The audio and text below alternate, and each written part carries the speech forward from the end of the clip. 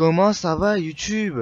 Si vous avez cliqué sur cette vidéo, c'est que déjà vous êtes un abonné ou bien peut-être la miniature ou le titre vous a attiré. Sachez-le que les pays dévoilent leurs secrets par l'éducation ou bien par l'actualité. Mais il y a des événements, des histoires que vous ignorez sur la Russie. C'est pour cela, voici 4 choses que vous ignorez sur la Russie dévoilées par Culture 04.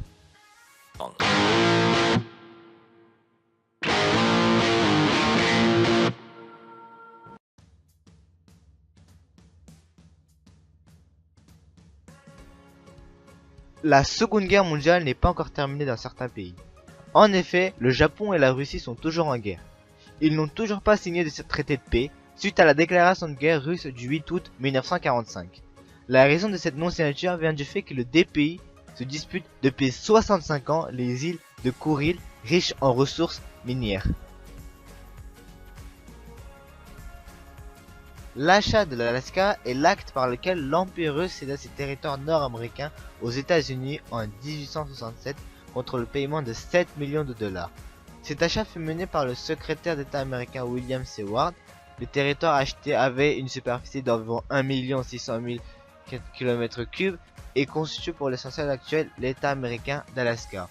La raison due à cette vente est que l'Empire russe était en difficulté financière et craignait de perdre le territoire d'Alaska sans compensation dans un conflit futur, surtout avec le rival du moment, l'Empire britannique, qui possédait déjà le Canada voisin et dont la puissance Royal Navy pouvait facilement prendre le contrôle de côtés difficiles à défendre pour la Russie.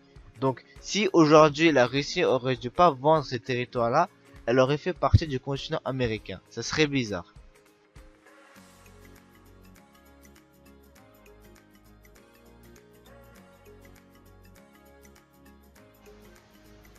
La Russie fait partie des pays concernés dus à la pollution.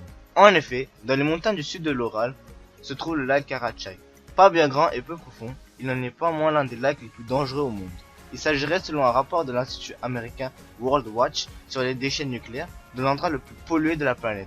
Dès la mise en service de Mayak, une usine de stockage et de retraitement proche du lac en 1949, des déchets radioactifs sont enfouis dans le lac de l'Union soviétique.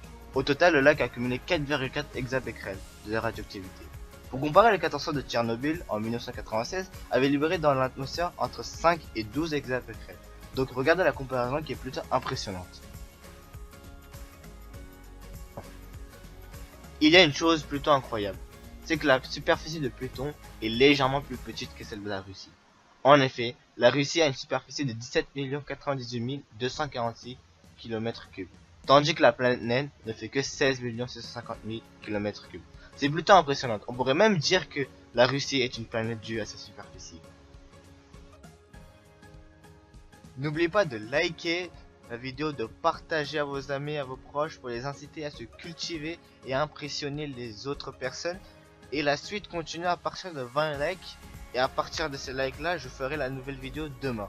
Allez, ciao!